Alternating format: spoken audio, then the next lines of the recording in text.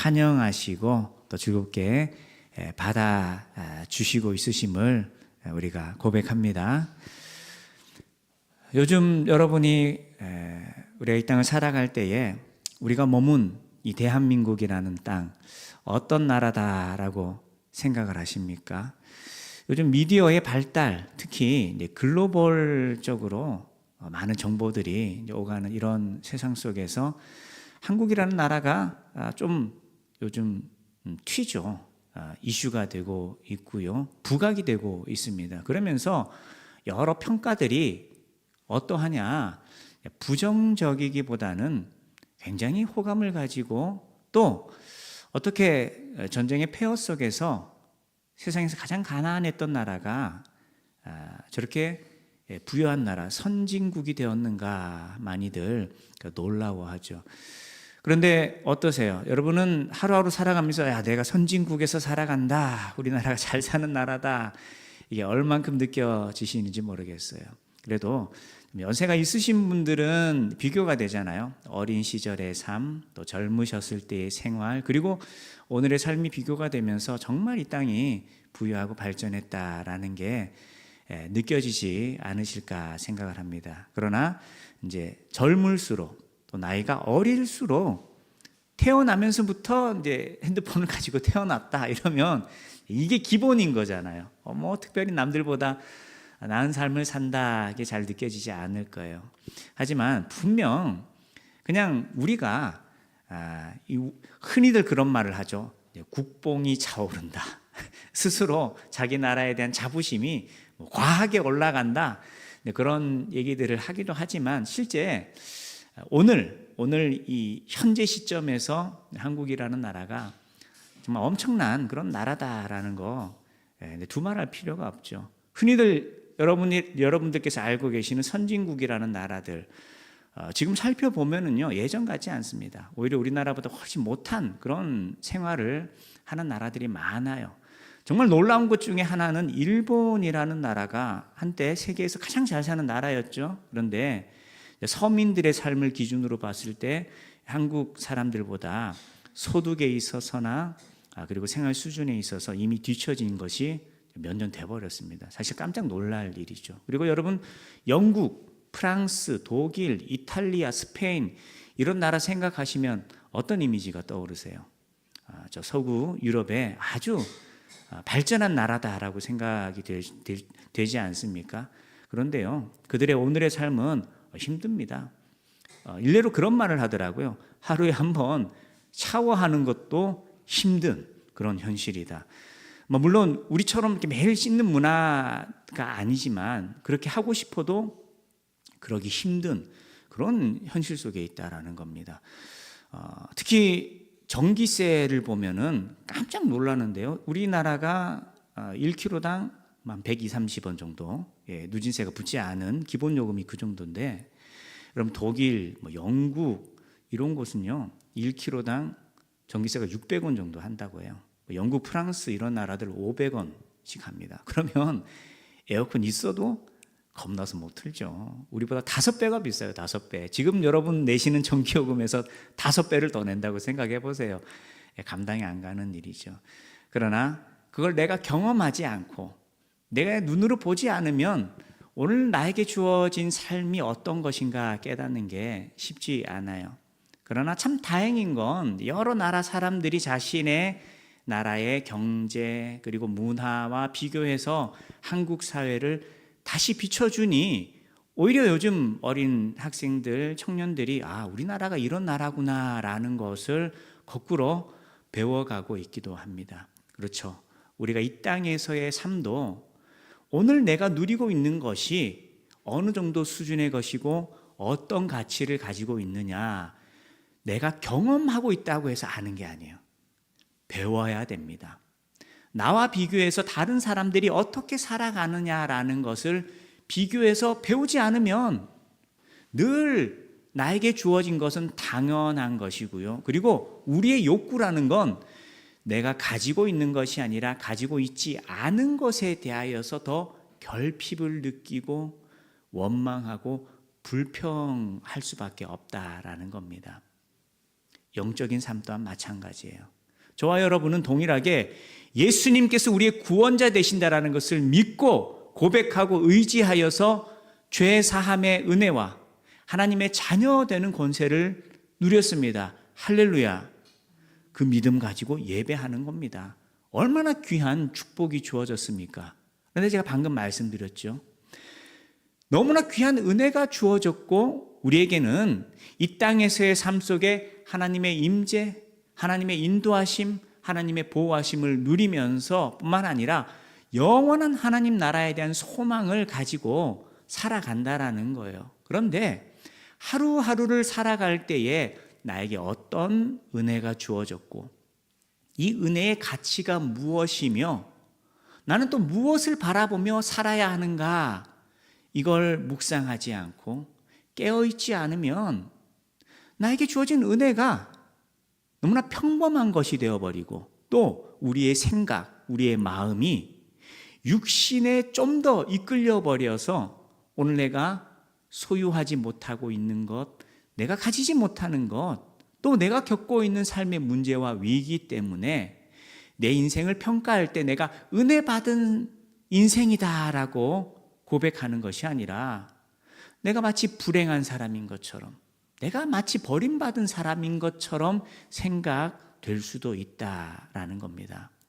거꾸로 우리에게 말씀이 주어지고 나에게 어떤 은혜가 주어졌고 내 인생의 의미가 무엇이며 내가 무엇을 바라보며 살아야 하는가라는 것이 우리가 깨어 있어서 날마다 그것을 바라보고 살아간다면 오늘 하루의 삶 속에 감사하고 기뻐할 수 있는 힘이 주어지게 되는 것이고 고난 속에 이겨낼 힘이 우리에게 주어지고 또 우리는 세상에 헛된 것을 위해서가 아니라 하나님 안에서 의미 있는 것, 영원한 것을 바라보며 소망, 참된 소망을 바라보며 살아갈 수 있다라는 겁니다. 오늘 본문의 내용이 그렇죠. 제자들이 예수님과 함께해요. 이 제자들이 예수님을 얼마나 잘 알겠습니까? 그죠? 예수님과 동거동락하면서 예수님의 가르치심을 듣고 또 예수님께서 치유하시고 귀신 쫓아내는 이 일들을 눈앞에서 생생하게 경험하잖아요. 얼마나 복된 그런 인생들입니까? 예수님 바로 곁에서 예수님을 바라보고 예수님과 함께 거하고 예수님이 행하시는 일들을 본다라는 것이 얼마나 귀하냐라는 겁니다. 그런데 참 무섭습니다. 이 육신이라는 것이 얼마나 연약한가라는 걸 제자들을 보면 알 수 있는 거예요. 바로 그 살아계신 육신으로 오신 예수님 옆에 있으면서도 불구하고 깨어있지 않으면 그 예수님을 옆에 두고서도 엉뚱한 생각하고 염려 근심에 빠지고 자신이 복받은 인생이고 하나님 나라에 대한 소망 가지며 살아야 되는데 그걸 잃어버리면서 살게 되더라라는 겁니다. 그래서 오늘 읽은 말씀은 아닌데요. 2주 전에 잠시 봤던 말씀인데요. 다시 앞장을 넘기셔서 좀 보시면 8장 14절부터의 말씀이 오병 이어 이후에 제자들이 보인 어느 하나의 반응이죠. 8장 14절에 제자들이 떡 가져오기를 잊었음에 배에 떡 한 개밖에 그들에게 없더라. 제가 이 말씀 가지고 어떻게 나누었죠? 예수님께서 이 제자들의 모습을 보시고 안타까워 하시는 거예요. 자, 제자들이 무엇을 지금 논하고 있습니까? 먹을 걸 다 챙기지 못했다라는 거예요. 우리가 계속 예수님과 함께 해야 되는데 좀 많이 넉넉하게 가져왔으면 염려가 되지 않을 텐데 떡이 하나밖에 없네. 어떡하지? 염려하고 있다라는 겁니다. 그 모습에 대해서 예수님께서 삼가 바리새인들의 누룩과 헤롯의 누룩을 주의하라 라고 말씀하십니다. 내용은요, 이 누룩이라는 것이 죄가 퍼져나가는 것을 상징한다라고 했죠. 바리새인과 헤롯은요, 세속적인 인생들입니다. 세상이 기준이 되어서 자신에게 주어지는 것, 그것을 욕망하고 그것을 위해 살아가는 인생들이다라는 거죠. 너희도 그들처럼 눈앞에 보이는 것, 내가 먹고 있고 마시는 것, 그것이 우선되고 그것이 중심되는 그런 육신적인 삶 너희들 주의해라 라는 겁니다. 지금 너희들 경험하고 받지 않느냐. 오병이어의 이 놀라운 일들을 그들이 겪으면서 중요한 것은 내 손에 얼만큼의 떡이 있느냐, 물고기가 몇 마리 있느냐가 중요한 것이 아니라 중요한 것은 내가 예수님과 함께 있다. 예수님과 함께 있기 때문에 떡이 하나가 아니라 떡이 하나도 없다 하더라도 그건 내가 염려하고 걱정할 것이 아니다라는 거죠. 중요한 건 예수님이 나와 함께 하신다. 오늘 저와 여러분에게는요, 우리에게 필요한 건 믿음으로 살아가는 자세입니다. 믿음이 필요한 것이고 이 땅에서의 삶의 문제가 내 인생의 우선순위가 아니다라는 것이죠. 하나님의 구원의 역사는 내 영혼을 구원하시되 하나님께서 아들을 아끼지 않으시기까지 하시면서 우리를 건지셨다라는 거예요. 하나님의 아들을 내어놓으실 만큼 귀중한 것이 우리 영혼이다라는 겁니다. 죄 사함의 은혜다라는 거예요. 그렇게 우리를 구원하신 분이 우리의 이 육신을 돌보시는 일에 있어서 외면하시거나 내버려 두시거나 책임지지 않으시는 분이시냐? 그렇지 않으시다라는 거죠. 그래서 오늘 말씀에도 제자들이 예수님과 함께하는 그 삶 가운데 여전히 깨어있지 못한 거죠. 세상을 바라보며 염려하고 근심하며 두려워합니다. 그리고 또 그 이후에 9장 앞단락은 예수님께서 고난받으시고 십자가 지시고 부활하실 것에 대해서 말씀하셨지만 제자들은 하나님의 구원의 역사에 대한 이해가 없어요. 그리고 오히려 베드로는 무엇 때문에 항변합니까? 아니, 예수님 로마에 가셔서 왕이 되시고, 아니 예루살렘에 가셔서 왕이 되시고 로마 군대 다 무찌르시고 예루살렘을 이스라엘을 독립시키시고 다윗처럼 위대한 왕이 되셔야죠. 이게 그들의 마음이었다라는 거예요. 그들의 욕망이고 그들의 소망이었다라는 겁니다. 그러나 예수님 가르치시죠. 그거 아니다. 하나님의 구원의 역사는 이스라엘의 독립이라고 하는 그 눈에 보이는 것, 그것과는 차원이 다른 것이다 라고 말씀하시며 가르치십니다. 제자들이 그 예수님의 꾸짖음, 또 예수님의 가르치심, 아직 깨닫기에는 영적으로 어린 거예요. 부족한 겁니다. 그래서 불쌍히 여기시고 긍휼히 여기시고 배려해 주시는 거예요. 그런 상황 속에 어떤 장면이 일어나는 거죠? 9장 2절부터 예수님께서 베드로와 야고보와 요한을 데리시고 높은 산에 올라가셔서 변형되사. 어떻게 변형되시죠? 3절에 그 옷이 광채가 나며 아주 휘황찬란한 영광의 빛이 막 나고 있는 거예요. 세상에서 가장 희다라고 하는 어떤 것과도 비교할 수 없는 그런 영광의 광채가 막 퍼져 나오는 겁니다. 그것만 하더라도 너무나 놀라운 일이죠. 그런데 4절에 엘리야와 모세가 함께 예수님과 더불어 대화를 나누는 거예요. 어마어마한 일입니다. 놀라운 일입니다. 자, 이 장면의 의미는 무엇일까요? 예수님께서 이루시는 사역의 열매와 결과가 결국 어떤 것인가라는 걸 가시적으로 보여주시는 거예요. 특히 모세와 엘리야와 만나게 하셨습니다. 대화를 나누십니다. 모세는 어떤 존재죠? 율법을 대표하는 존재입니다. 엘리야는 선지자를 대표하는 사람이죠.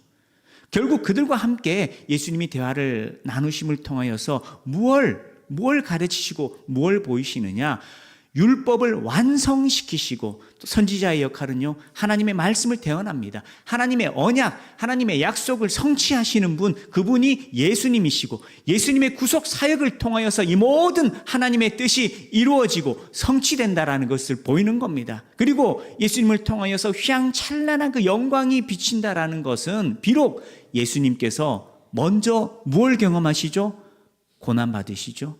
십자가를 지십니다. 그러나 이것이 끝이 아니라 영광으로 향하는 하나의 과정일 뿐이지 결국 하나님께서 예수님을 높이시고 만유의 주가 되게 하시고 하나님 나라를 일으키신다라는 것을 보여주는, 눈앞에 보여주는 하나님의 역사다라는 겁니다. 할렐루야.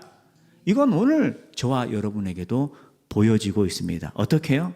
눈앞에 막 빛이 나고 그러진 않아요. 그러나 저와 여러분은 오히려 베드로와 야고보와 요한보다 더 큰 은혜가 주어져요. 왜냐?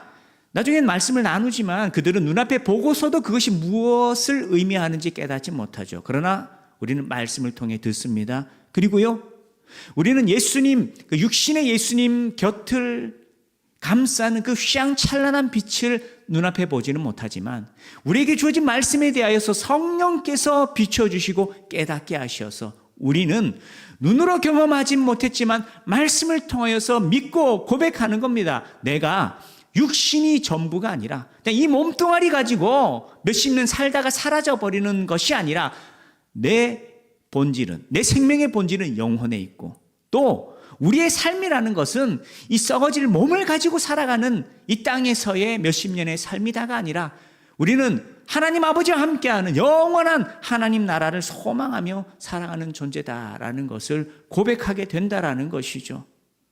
이 고백은요, 이성을 가지고 할 수 있는 것이 아닙니다. 내가 똑똑히 살 수 있는 것이 아닙니다. 성령께서 깨닫게 하실 때 우리가 고백하는 겁니다. 그래서 우리는 그 성령의 비추심 속에서, 하나님의 은혜 속에서 예수님을 믿고 의지합니다. 죄 사함을 얻습니다. 하나님의 자녀가 되었고요, 또 하나님의 나라를, 교회를 통하여 이루며 살아가고 다시 오실 예수님을 기대하고 소망하며 살아간다라는 겁니다. 그 믿음 가지고 주를 바라는 것, 이것이 얼마나 귀하고 복된 것입니까? 특별히 오늘 말씀을 통해서 우리는 다시 한 번 더 깨닫기를 원합니다. 내가 무엇을 바라보고 내가 무엇을 소망하며 살아가는 존재인가? 나는 누구인가? 험난하고 악한 세상 속에서 연약한 몸을 가지고 살아갑니다. 그러나 이 몸이 다가 아니에요. 우리에게는 이 몸보다 더 중요한 영혼이 우리에게 있다라는 것. 이 영혼이 우리의 본질이고, 또 이 영에 하나님이 주신 영원한 생명이 이미 주어졌고, 그리고 우리는 비록 한때 이 몸이 끝나버리는 시기가 주어지지만 예수님의 부활의 권능이 우리에게도 주어져서 몸의 부활이 우리에게 주어지고 영원한 하나님 나라를 이루어 간다라는 것을 결코 잊지 않아야 된다라는 거죠. 그래서 오늘 내가 어떤 현실, 어떤 상황 속에 있든지 예수님 믿는 사람은요, 영원한 것을 소망하며 살아가는 겁니다. 오늘 내 삶의 의미가 그 영원한 하나님 나라와 연관이 있어야 돼요. 그것이 영적인 삶을 살아가는 겁니다. 영원한 하나님 나라와 상관없이 그냥 오늘 하루 잘 먹고 잘 살기 위해서 땀 흘리고 수고하는 것이 아니라, 내가 머문 곳 하나님께서 나에게 맡기시고 하나님께서 나를 보내셔서 내가 믿음으로 살게 하셨고, 또 내가 복음을 위해서 살게 하셨고 주의 몸된 교회를 위하여 살게 하셨다라는 고백 가지고서 힘들고 어렵다 하더라도 주님 의지하면서 하루하루 살아갈 때에 그것이 저와 여러분에게 의미 있는 삶이 되는 것이고 하나님이 함께 하시는 삶이 되는 것이고, 또 그런 믿음으로 살아갈 때에 때로는 내가 너무나 무력하고 능력 없고 이겨낼 힘이 없는 존재인 것처럼 여겨질 수 있겠지만 하나님 살아계시거든요. 하나님이 함께 하셔서 건지시고 회복시키시고 역정시키시는 것을 우리가 목도하고 누릴 수 있다는 겁니다. 우리의 눈이 밝아지길 원합니다. 베드로와 야고보와 요한처럼 우리는 육신의 눈을 가지고서 어떤 특별한 현상을 보는 것은 아닙니다. 그러나 그것보다 더 귀한 것을 주셨어요. 말씀을 주셨고 성령을 통해서 깨닫게 하십니다. 그 은혜와 그 감동 가지고서 오늘 내가 이 땅에서의 삶이 어떠하든지, 또 세상에서 어떤 유혹과 시험이 주어진다 하더라도 깨어있고 구별되고 분별하여서 예수 그리스도 이름을 의지하고 영원한 하나님 나라 위하여 살아가는 저와 여러분 되기를 소망합니다. 베드로와 요한과 야곱이 이걸 깨달았어야 했어요. 우리가 이 땅의 현실을 가지고서 자꾸 염려, 근심하고 예수님의 십자가 구속의 사역을 막 막아서려고 하는 그런 어리석은 모습들이 있었는데, 이것이 하나님께서 드러내실 영광이구나. 십자가를 뒤이어서 부활의 영광 승천하시고 만유를 통치하시는 예수 그리스도, 그의 영광이 이런 모습이구나. 아니 우리가 눈으로 이해하는 것보다 더 위대한 것이 주어지겠구나라고 깨달아야 하는데 아직 모자랍니다. 부족해요. 그래서 베드로가 뭐라고 이야기를 하죠? 5절에 베드로가 예수께 구하되 랍비여 우리가 여기 있는 것이 좋사오니 우리가 초막 셋을 짓되 하나는 주를 위하여 하나는 모세를 위하여 하나는 엘리야를 위하여 하사이다 하니. 자, 여러분 이 말씀 어떻게 들리십니까? 뭔가 좀 있어 보이는 말 같아요. 이 놀라운 일들을 우리가 경험했는데 여기 초막 셋을 짓고 하나는 예수님 위해서 남은 두 개는 저 두 사람을 위해서 지읍시다 라고 얘기한 것이 뭔가 있어 보이지만 전혀 그렇지 않죠. 이렇게 말한 이유가 뭐다라고 말하고 있습니까? 자, 6절 말씀이죠. 그들이 몹시 뭐 하고 있다고요? 무서워함으로. 그가 무슨 말을 할지 알지 못합니다. 지금 이 상황이 어떤 상황인지 깨닫지 못하고 오히려 그 위험, 그 하나님 예수님의 권위, 그 놀라운 형체를 바라보면서 두려움 속에 빠져 있고요. 그리고 흔히 말하는 어떻게 리액션을 해야 될지 전혀 모르는 거예요. 그냥 무의식 가운데 막 튀어나오는 대로 뭔가를 말했다라는 거죠. 사람이 무의식 중에 막 뭔가를 내뱉다 보면은 어떤 일이 일어날까요? 속마음이 드러나게 되는 거죠. 그 속에 무엇이 담겨 있는지 표현되게 된다라는 겁니다. 아무 정신없는 상황 속에 자기가 이게 무슨 의미인지도 모른 채 초막 셋을 짓자라고 했지만 그 속에 담겨 있는 베드로의 내면은 여전히 베드로가 이 땅의 영광, 이 땅에서의 삶에 집착하고 있다라는 것을 알 수 있는 것이죠. 초막 셋을 짓고서 뭔가를 누리고 안락하고 평안함을 얻는 것, 그것이 베드로의 마음의 중심에 있다라는 겁니다. 그러나 예수님을 통해서 보여진 광경은 예수님과 함께 이 땅에서 뭔가를 누리고 평안하고 만족하는 것이 아니라 그것은 결국 무엇 이후에요? 고난과 십자가 이후에 하나님께서 행할 일들, 그렇기 때문에 이 모습을 보고서 제자들이 가져야 할 마음은 무엇일까요? 예수님의 고난과 십자가를 막연히 두려워하는 것만이 아니라 결국에는 승리하게 하시니까, 결국에는 일으키시니까 앞으로 다가올 고난을 우리가 믿음으로 잘 준비하자. 예수님 붙잡히시고 십자가 지신다 하더라도 좌절하고 놀라고 두려워 떨며 도망 다니는 자가 아니라 함께 기도하면서 하나님께서 예수님을 부활시키시고 하나님의 영광이 드러나는 것을 우리가 인내하며 기다리며 하나님의 하신 일들을 소망하자. 이런 반응이 나와야 했다라는 겁니다. 그러나 아직 그들의 믿음은 연약했습니다. 그러니 여전히 세상 속에 묶여있는, 세상의 욕망 가운데 어리석은 생각을 품고 있는 그 베드로의 그 내면의 생각들이 그대로 드러날 뿐이었다라는 겁니다. 오늘 저와 여러분 또한 마찬가지입니다.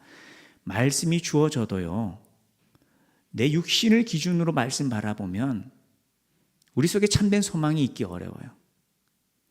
내가 기도하지 않으면, 성령께서 비춰주시지 않으면, 형식적으로 예배만 드리는 생활만 이어진다면 우리가 고난과 위기 속에서 깨어있기 어렵습니다. 하나님이 하시는 일들을 소망하기보다 이 땅의 일들 때문에 마음이 더 흔들리기가 쉽습니다. 그렇기 때문에 우리에게 필요한 건 기도해야 된다는 거예요. 깨어있어야 된다는 겁니다. 베드로가 육신을 통하여서 가시적인 현상을 가지고서는 하나님의 크고 놀라운 일들을 깨닫기에는 부족했던 거예요. 왜냐? 아직 성령이 그들에게 주어지지 않았기 때문에. 그러나 오늘 저와 여러분은 다릅니다.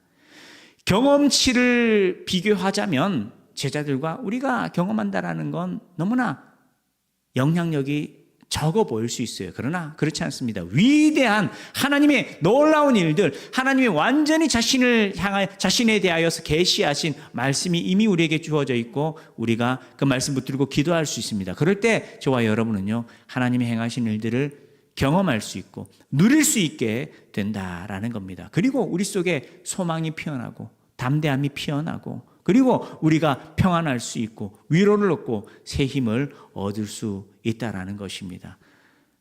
주님 앞에 간절한 심령 가지고서 부르짖고 주님을 찾는 저와 여러분 되기를 원합니다. 그럴 때 우리 속에 펼쳐지게 돼요. 베드로와 요한과 야고보가 그들의 눈앞에 영광스러운 그 예수님의 변형된 바뀌어진 그 모습을 보듯이 우리는 우리의 10년 가운데 그 놀라운 일들이 일어나게 됩니다. 그리고 그 은혜의 감격 속에 빠지는 이들은요, 더욱더 힘을 내어서 소망하면서 하루하루 세상과 싸워내며 하나님의 인도하심 속에 하나님의 승리를 경험하고 누릴 수 있게 된다라는 겁니다. 잠시 고난을 받아야 된다라고 해서 우리가 짊어져야 될 십자가가 무겁게 여겨진다라고 해서 염려하거나 두려워만 하는 것이 아니라 결국 하나님께서 이루신 일들이 있다라는 거 우리가 소망하면서 인내하면서 기도하면서 끝까지 주님을 따르는 저와 여러분이 되어야 한다라는 겁니다. 이 일들을 제자들이 경험했습니다. 그들을 향하여서 예수님께서 경고하시는 것이 있어요. 무엇을 경고하시죠? 9절 말씀에 인자가 죽은 자 가운데서 살아날 때까지는 본 것을 아무에게도 이르지 말라라고 하십니다. 왜 이 말씀을 하시죠? 그들이 본 것은 휘황찬란한 예수님의 영광입니다. 그러나 순서상으로는 영광이 바로 주어지는 것이 아니다라는 겁니다. 무엇이 먼저 주어지죠? 고난이 주어지고 십자가가 주어지고 그리고 영광스러운 예수님의 모습들을 경험할 수 있는 겁니다. 그런데 그들이 오늘 눈앞에 본 것, 예수님의 영광스러운 모습으로 변형된 것, 이것만을 외치고 이걸 전하고 이걸 자랑하기만 한다면 사람들은 무엇을 기대할까요? 아, 예수님께서 왕이 되시는구나. 예수님께서 면류관을 이 땅에서 쓰시는구나. 예수님께서 이스라엘의 왕이 되셔서 로마 군대 무찌르시고 우리나라가 부유해지고 강해지는구나. 헛된 욕망과 야망에 빠져들 수 있다라는 것이죠. 그래서 본 것을 인자가 죽은 자 가운데서 살아날 때까지는, 예수님 다시 사실 때까지는 오늘 본 것을 말하지 말라. 순서상으로 오해를 가져다 줄 수 있고 그릇된 욕망을 부추길 수 있다라는 것이죠. 이것은 오늘 저와 여러분에게도 동일하게 주어지는 것입니다. 우리의 내면에, 우리의 마음의 중심에 갖춰져야 될 것. 물론 우리에게 영광스러운 삶이 있습니다. 면류관이 있고 상급이 있습니다. 그러나 무엇을 먼저요? 이 땅에서 우리가 감당해야 될 고난도 있고요, 십자가도 있다라는 겁니다. 믿음으로 살아간다라는 건 구원의 은혜를 얻는 겁니다. 하나님이 함께 하시는 겁니다. 그렇다라고 해서 내가 아무런 섬김도 필요 없고 내가 기도하지 않고 내가 헌신하지 않아도 하나님의 뜻이 다 이루어진다, 그렇게 말할 수 있는 것이 아니다라는 거죠. 모이기에 힘써야 합니다. 기도하는 자가 되어야 합니다. 복음을 전하기도 해야 됩니다. 또 믿음으로 살아갈 때에 우리가 이 땅에서 비난받거나 조롱을 받거나 또 알지 못할 이유로 우리가 박해와 또 핍박을 받을 수도 있습니다. 그러나 이것이 끝이 아니다라는 것, 그리고 우리에게 이겨낼 힘이 있다라는 것을 잊지 않고 낙심하고 원망하고 절망하는 것이 아니라 그런 상황 속에서 깨어있는 것이 중요합니다. 나에게 예수의 이름이 주어졌고 예수님께서 우리 가운데 함께 하시어서 우리를 통하여 자신의 영광을 드러내신다, 자신의 나라를 이루어 가신다라는 그 믿음 가지고서 내가 오늘 어떤 현실, 어떤 상황 속에 있든지 이 땅에서의 모습이 내 모습을 정의하는 것이 아닙니다. 나와 함께 하시는 분이 나의 모습을 드러내는 것입니다. 오늘 내가 겪고 있는 현실이 결론이 아닙니다. 인내하며 믿음으로 살아가면서 하나님께서 열매 맺으시고 하나님께서 역사하시는 것, 그것이 우리가 누리게 될 상급이고 면류관이다라는 것입니다. 오늘 이 시간 주의 말씀 가운데 깨어있는 저와 여러분 되길 원합니다. 성령의 비추심이 주어지길 원합니다. 눈앞에 특별한 현상을 본 것은 아닙니다. 그러나 우리에게 말씀이 주어졌고 성령의 인도하심이 있을 때 우리의 심령 가운데 예수님의 그 놀라운 영광의 광채를 경험하게 됩니다. 은혜의 감격을 누리게 됩니다. 그리고 우리가 결단하고 소망할 수 있습니다. 내가 혼자가 아니다라는 것과 이 땅의 삶이 전부가 아니다라는 것과 그 위기 속에서 나를 도우시는 분이 계시고 역사하시는 분이 계시다라는 것을 소망하면서 우리가 주님 붙들 수 있습니다. 그리고 그 믿음의 고백과 또 부르짖음 속에 하나님이 함께 하시어서 주의 몸된 교회 가운데 성도들의 삶 가운데 하나님께서 열매 맺고 성취하게 하시고 주님의 일들을 이루실 겁니다. 할렐루야. 그 믿음 가지고서